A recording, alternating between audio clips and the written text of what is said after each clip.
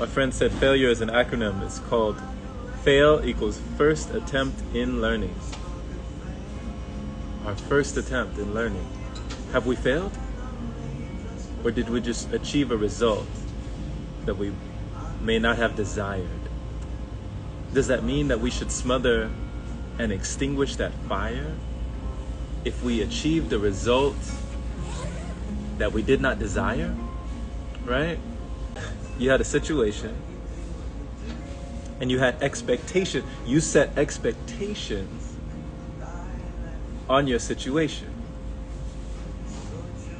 But then if your expectations didn't match, was there frustration?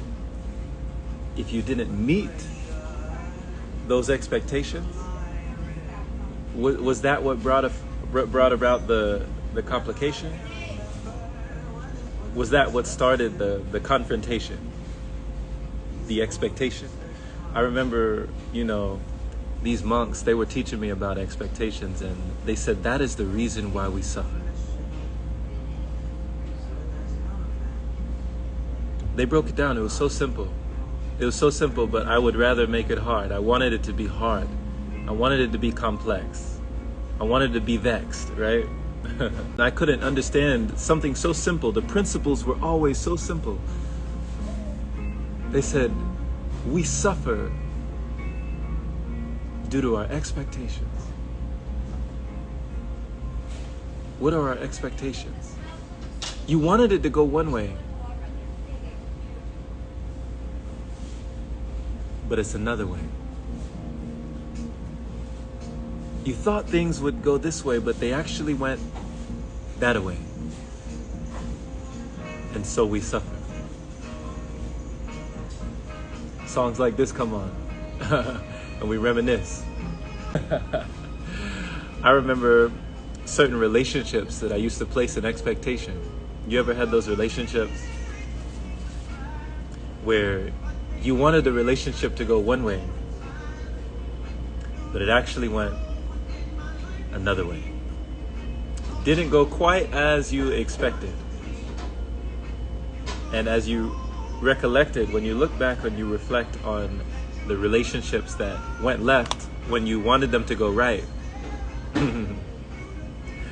does that give you more insight? Right? When they didn't go as expected? Would you forever neglect it if it didn't go as expected? Would you never have a relationship again because you thought that you failed? Right? Would you never go out on a limb because you thought that you ailed? Would you say to yourself, I will never amount, because you thought that you paled in comparison to your vision of your expectation? Would you abort the mission because you didn't live up to that vision? Right? This is the question for you, because this was the question for me. When there were times when your heart is broken, right? When hurtful words were spoken, maybe your heart was broken. Do we become awakened when our spirit is taken? Do we become more awakened? When our reality is shaken, do we become more awakened? Do we give up on life? The video game of life, right? Do we give up, or do we say press start? My friends who used to play Street Fighter, round after round after round for hours and hours and hours, they were instilling that principle within them, unknowingly or knowingly, to never give up.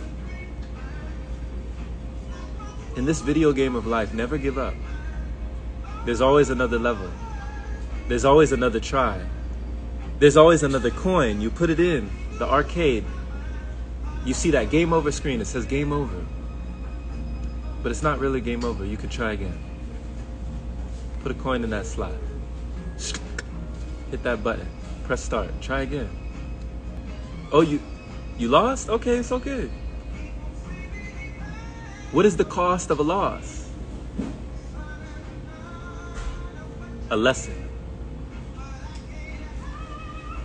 And what is the love of a lesson? A blessing. So no use stressing, right? No use to get down in depression. Use that lesson. Alchemize it. Turn it into a blessing. Use that lesson for your own progression. You might as well, because the universe is a university, right? Class is always in session. If you woke up today, it's your turn. If you have breath in your body, it's your turn. If your feet are on the ground, it's your turn. Through our brokenness, our light can shine. Begin again. It's your time. What do they say? If your heart is broken, let love fill in the cracks, or something like, when you are put aback, don't live in lack. When you're broken open, let love fill in the cracks, right? Yeah. Like that artistry in Japan, the pottery that is broken, but they find beauty in that brokenness. And so they fill it with gold. Lacquer, they layer it with gold, they fill it.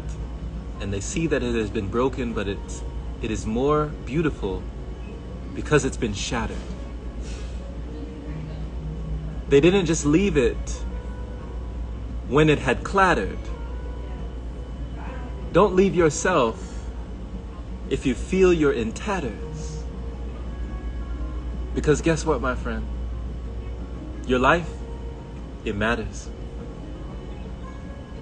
Guess what, my friend? Your mind, it matters. Guess what, my friend? Your voice, it matters. Your heart, your spirit, your soul, it matters. So don't just leave yourself in tatters. Realize that you matter. Right? Yeah. We can either get bitter or we can get better.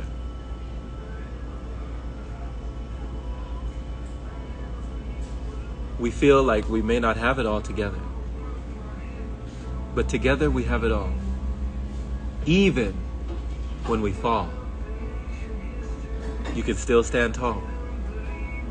So blessings to you, my friend. Much love. I just wanted you to get this little message today. This was just for you.